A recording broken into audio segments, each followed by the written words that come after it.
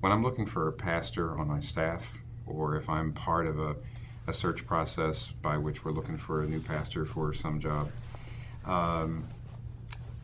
I think actually this is where I have a tendency to think in triplicate because of the prophet, priest, king metaphor or way of organizing Christ's work as prophetic, as priestly, as kingly work.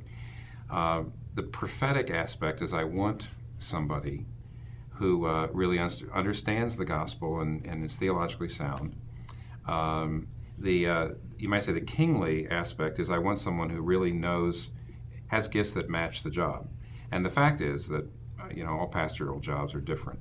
There's the pastor of a small church, a pastor who's a specialist in a large church, there's a pastor who's mainly preaching and teaching, there's pastors that are doing largely one-on-one work. And so the kingly aspect is I want gifts that fit the role. The prophetic aspect is I want the man to be sound in theology. The priestly or the existential aspect, and this is what I'm looking for, I think that gospel-changed heart is not the same as a moralistic heart, legalistic, or a cheap grace.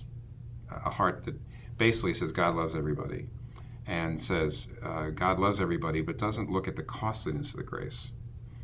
And moralism basically doesn't believe in grace, basically believes that through my performance I'm getting God's blessing.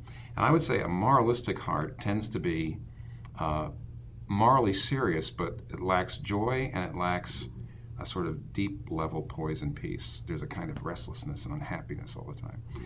And the cheap grace heart lacks moral seriousness, and especially what we would call fear and trembling. You just don't see that fear and trembling before God. And even fear and trembling before both good and bad circumstances. Being humbled by the bad circumstances, being amazed by the good ones. There's just no fear and trembling. Or moral seriousness. And I do think that the gospel, which is that I'm simultaneously justified and accepted and yet sinful and deserving hell apart from Christ, gives me both a humility and a boldness. The boldness is this affirmation, this deep peace. I know I'm not condemned. But the humility is a fear and trembling, a sense that I really don't have things. I can't just demand things of God or of people around me because I'm a sinner saved by grace. That gospel character is the hardest thing to get. And there are folks who theoretically understand the gospel and are pretty skillful, but don't show that character. And it doesn't mean that I don't think they're Christians. I just don't think the gospel penny has dropped. And that's what we're looking for more than anything else in pastors. And I don't want it to sound too. I would say it's not rare, but it doesn't grow on trees. Even amongst sound, skillful people, it doesn't grow on trees. No. So, what do you think? Well, it doesn't grow on trees. And it's actually a little hard to explain to people why we pass over them. Though if we pass over them for that reason, I have an obligation to talk to them about it. Just to help draw us out, are there questions or ways that you try to discern that in somebody? How do you see it? How do you get it out? You got a weekend with them, or if they've ministered in the church, you have more. But discerning that level of spiritual maturity. Yes. What do you ask? Well, see, actually, that's where I don't know. You actually have to observe them interacting, not just with you, with other people. So your resume and interview can give you the other two. In other words, you can do a theological exam. You can discern both knowledge and views. And you usually, by references and resume, you have a pretty good idea of what the person's skill set is.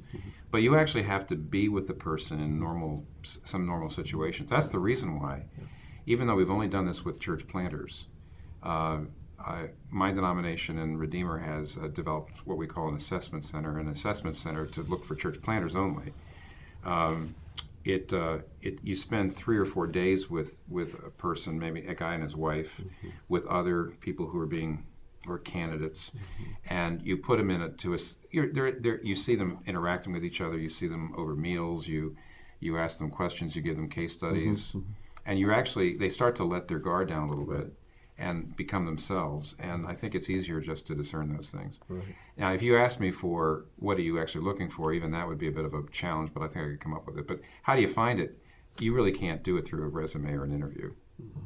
You have to rely on other people that know them. Yeah. Yeah, and I think that gospel grid actually feeds into our understanding of the three spheres of ministry. It's not a fourth thing. It's something that touches everything. So that the Bible unambiguously says that one of the distinctive criteria of a pastor, elder, overseer is being able to teach.